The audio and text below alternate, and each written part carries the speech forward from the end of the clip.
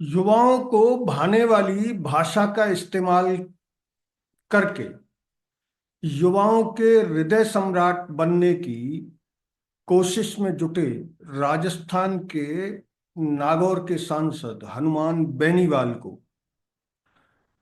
लोकसभा में केंद्रीय राजमार्ग मंत्री नितिन गडकरी ने उन्हीं की भाषा में ऐसा जवाब दिया कि हनुमान बेनीवाल अवाक रह गए। हालांकि नितिन गडकरी के जवाब हाइपोथेटिकल थे और हनुमान बेनीवाल के सवाल ग्राउंड रियलिटी से जुड़े हुए थे। हनुमान बेनीवाल ने वाजिब सवाल किया कि राजस्थान से गुजर रहा दिल्ली मुंबई एक्सप्रेस वे 1 लाख करोड़ की लागत से बना है, लेकिन जब से इसको खोला गया है तब से 150 से अधिक लोग जान गंवा चुके हैं। सिलसिलेवार आंकड़े देते हुए हनुमान बेनीवाल ने पूरक प्रश्न पूछे और उनमें मंत्री को बताया कि अकेले दौसा में 50 से अधिक लोग मौत के आगोश में समा गए और इस सब का कारण रोड इंजीनियरिंग के वो दोष हैं जो हाईवे बनाते समय बनाने वालों ने उनको दरकिनार कर दिया।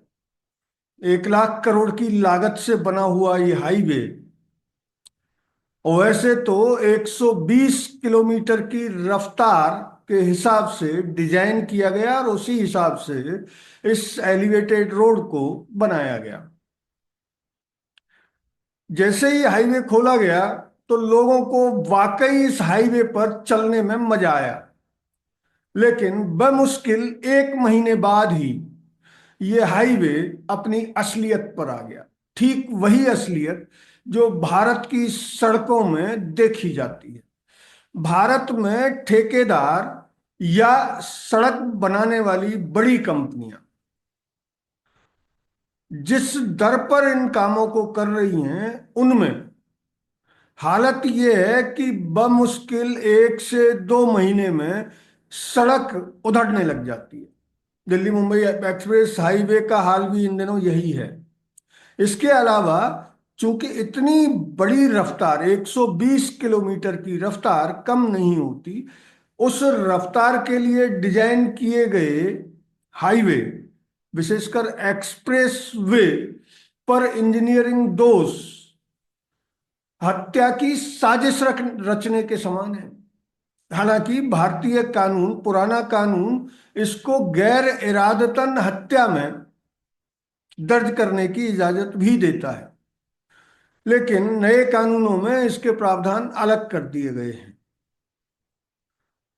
इंजीनियरिंग दोष की वजह से 120 किलोमीटर की रफ्तार पर भागती गाड़ी जब सड़क के कर्व से, कर्व यानी बहुत लंबे मोड़ जिन पर आप जब चलते हैं ऐसी रफ्तार में, तो गाड़ी आपको अनेकों बार ऐसा लगता है कि एक साइड झुक गई है। इधर भी झुक सकती है, अगर कर्व लेफ्ट से राइट है तो इधर झुकेगी और कर्व राइट से लेफ्ट है तो इधर झुकेगी। उस दौरान यदि कोई गड्ढा आ जाए या सड़क किसी तरह से क्षतिग्रस्त हो तो उस गाड़ी को एक्सीडेंट होने से कोई नहीं बचा सकता। केंद्रीय राजमार्ग मंत्री नितिन गडकरी ने यह स्वीकार तो किया, लेकिन उन्होंने हनुमान बेनीवाल की भाषा का इस्तेमाल करके जो जवाब दिया वो उनकी असंवेदनशीलता को दर्शा रहा था। यद्यपि नितिन गडकरी एकमात्र ऐसे मंत्री माने जाते हैं मोदी सरकार में जो रिजल्ट ओरिएंटेड हैं और कामों को स्वीकृति देते समय वो कतई नहीं हिचकिचाते। हनुमान बेनीवाल के सवाल के जवाब में उन्होंने बताया कि 50 लाख करोड़ तक के काम अभी तक वो मंजूर कर चुके हैं और Jaipur Mumbai high express way के डिजाइन में खामी, निर्माण में खामी, क्षतिग्रस्त सड़क, इस सब के लिए 4 ठेकेदारों को जिम्मेदार ठहराया गया है। इसके अलावा इसका सुपरविजन करने वाले अधिकारियों के खिलाफ भी कार्रवाई की जाएगी। तो नितिन गडकरी ने बड़ा अजीब सा जवाब दिया कि वो बेईमानी करने वाले ठेकेदारों को बुलडोजर के नीचे कुचलवा दें, उनको ब्लैकलिस्ट कर देंगे, उन पर कठोर कार्रवाई करेंगे, अफसरों को भी दंडित करेंगे।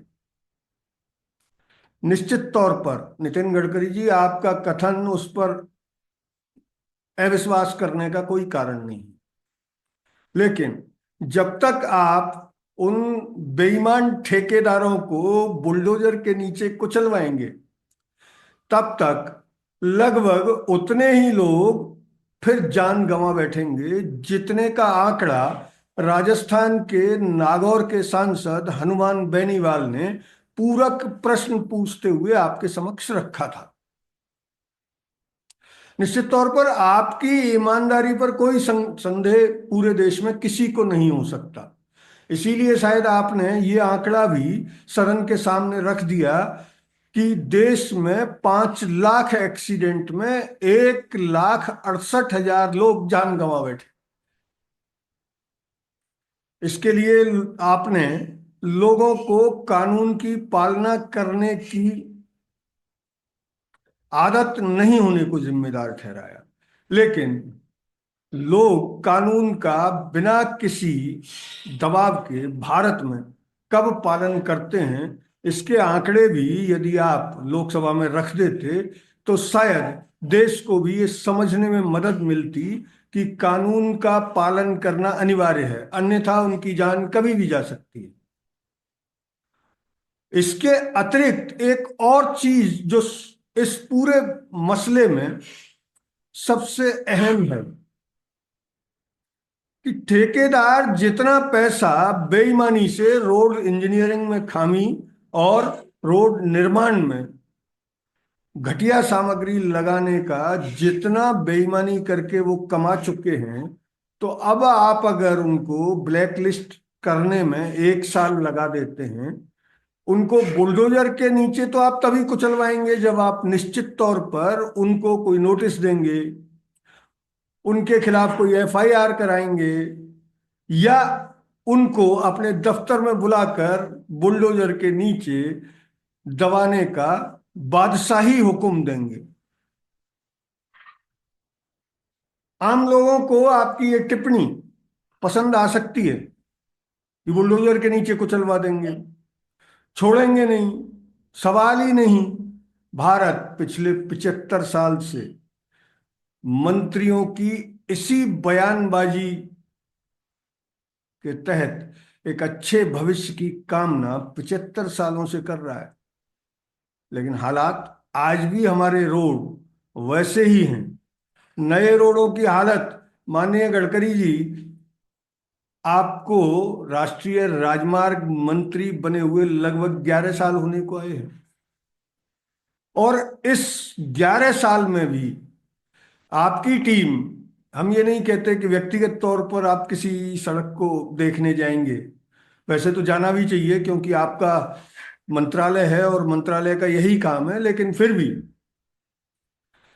जयपुर दिल्ली राजमार्ग जो मुंबई तक जा रहा है, अजमेर से लेकर दिल्ली तक हालात क्या है? राजमार्ग आज भी पूरा नहीं बना है। जयपुर से दिल्ली के बीच में शाहपुरा एक ऐसा स्टेशन है जिससे थोड़ा आगे आपका टोल भी है, जहाँ टोल की भरपूर वसूली होती है, लेकिन वो रोड अभी तक पूरा नहीं हुआ है। जब कभी सवाल उठते हैं तो आप कहते हैं कि ये लिटिगेशन में फंसा हुआ है। तो लिटिगेशन कोई भगवान राम के दरबार में नहीं हुआ है, वो अदालत में हुआ है। जिसने लिटिगेशन किया है उसकी समस्या को सुलझाइए और लोगों को अपने टोल का पूरा मूल्य वसूलने का मौका दीजिए। आपकी ये बयानबाजी ठेकेदारों, भारत के ठेकेदार, मैं उनके लिए अगर कहूं कि उनकी खाल मगरमच्छ की है, उन पर आपकी बयानबाजी का कोई असर नहीं होगा। वो जानते हैं कि भारत के नेता ऐसी बयानबाजी करके ही उनका संरक्षण करते हैं। बेहतर होगा कि आप लोकसभा में एक दिन पहले यानी 5 दिसंबर को जो स्टेटमेंट आपने नागौर के सांसद हनुमान बेनीवाल के सवालों के जवाब में दिया, उसकी क्रियान्विति इसी महीने आप कर डालें। क्योंकि एक शब्द है युद्ध स्तर। जब कभी बड़े खतरे होते हैं तो काम युद्ध स्तर पर किया जाता है। आप उन ठेकेदारों को दंडित करने के लिए या उन अफसरों को दंडित करने के लिए इंतजार किसका कर रहे हैं?